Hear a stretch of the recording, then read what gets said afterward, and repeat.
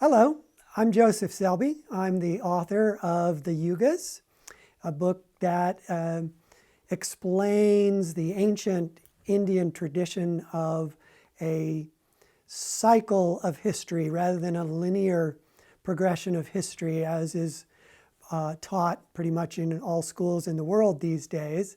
But this cycle approach to history has been around in traditions, not just in India, but around the world, ancient traditions in particular, that indicate in the past there were higher ages, and in the future there will be higher ages yet, as opposed to the linear approach to human development, which is Darwinian, that we've evolved from the hunter-gatherers and gone through the Dark Ages and the Middle Ages and finally reached today when we have evolved to a very high level. That's the current theory. But the theory of the Yugas is that it's a cycle that repeats every 24,000 years, that we go from our highest level of civilization, highest expression of human values, human abilities, and then we descend for 12,000 years from that high point. We reach a low, the opposite of that, and then we ascend for 12,000 years and come back to that point of the highest human expression on the planet. One of the aspects of the Yugas is that in each of 4 ages, and those ages are from lowest to highest, Kali Yuga, Dwapara Yuga, Treta Yuga, and Satya Yuga. And that not only is there this general progression from low expression of human qualities and consciousness, there is specific stages of that progression that are captured in these different eras, these different yugas. So Kali Yuga, the lowest era, is characteristically a time when mankind as a whole can only perceive through the senses, that they don't have any subtle levels of perception, that they would be a very mechanistic, very earthy sort of consciousness at that time. And history tends to bear that out, because the last Kali Yuga cycle went from 700 BC to 1700 AD, and that includes basically the kind of the lowest points of human history, including the Dark Ages. Then going into the next era after Kali Yuga, we encounter Dwapara Yuga, or the Energy Age. And it's said that in this age, which is our current age, that mankind as a whole can perceive subtle energy, and they can comprehend it both abstractly as matter being condensed energy, and they can experience it as subtle energy in their own bodies.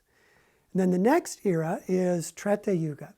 And in Treta Yuga, it's said that mankind as a whole can comprehend mind, basically, mental powers, that thoughts, rather than being completely evanescent and nothing that you can really perceive in any concrete way, that in Treta Yuga people will be able to perceive and use their thoughts, use their mind deliberately for such things as like making a plant grow faster, or educating children by literally transferring to the child's mind knowledge that the child receives intuitively rather than in the laborious process of lessons as we do them today.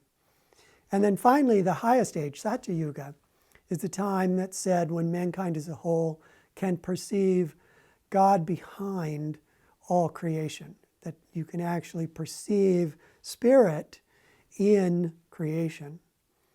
Now, these 4 ages, 3 of which are ahead of us, echo the soul's journey.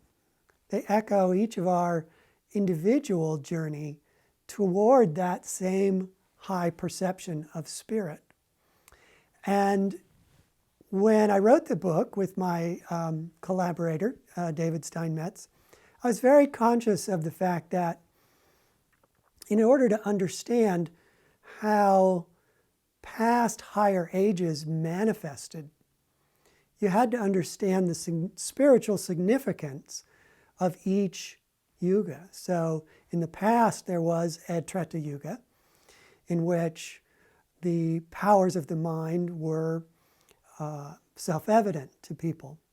So the footprint that was left at that time showed that man had powers. In particular, we saw the amazing perfection of Sanskrit emerge out of nothing. There was no Proto-Sanskrit. There was no prior languages that Sanskrit has roots in. Instead, Sanskrit came out full-blown and remains one of the most perfect languages, in fact, the most perfect language in the world. So that fact may not have been significant to illustrating the yugas if you didn't understand that subtle aspect of how the consciousness in the yugas changes as you go up and down the yuga cycle.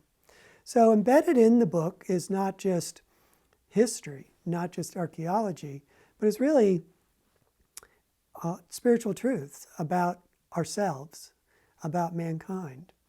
And I was very, very pleased to recently get a review on Amazon for the book, which I'll read to you, that was really about the spiritual content of the book, the spiritual inspiration, the spiritual insight of the book that this person picked up almost entirely on rather than the history. So she wrote, "Everything about life and the universe kind of fell into place when I read this. All the questions that I had about anything seems to find its answers in here. After reading it, I felt more calm and accepting of the future of mankind and what will happen to the individual. I can get on with life now and not worry about it. Thank you for such a good interpretation of our historic past, confusing present, and path to the future." So she tuned in to this other deeper reality of the Yuga cycle, which is that it mirrors our own individual growth. So in a given life, we might also go through our own personal versions of those yugas. When we're children, it's really a time where we're mastering our bodies and understanding the senses, that we need to be able to have an appreciation for the body and for the physical world around us. But then as we grow older, we begin to understand that there's a very significant component to us that is about energy. And it's both the energy that we can harness to accomplish things, but if we're drawn to spiritual teachings, it's also the subtle energy that we can feel in meditation.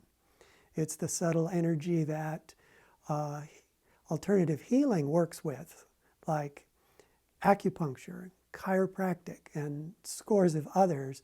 They basically work with the life force in our bodies to bring about healing, to bring about a change in our awareness and consciousness. So that, again, mirrors what is happening in our current Dwapara Yuga, where alternative healing is growing and expanding and becoming more and more mainstream than it was even 100 years ago. And then, as we progress in our spiritual awakening, our own personal Treta Yuga is to begin to appreciate the power of mind, to appreciate how concentration can bring a focus for us that draws to us. It makes us magnetic for outward success, but it also draws to us thoughts and insights and self-understanding, because the mind really behaves like a radio station, and it can pull in the highest of all thoughts in the cosmos if we concentrate. And then, of course, finally, that inner journey is expressed in our own personal Satya Yuga as our experiences of spirit, our experiences of God within ourselves. And that is the real heart and soul of the spiritual journey, is taking ourselves step by step from matter to subtle energy to mind to communion with God and our own high self in that reality. So if you read the Yugas, you get both. You get the outward picture of this 24,000 year cycle, but you also get some insights into your own self and your own spiritual journey. Blessings.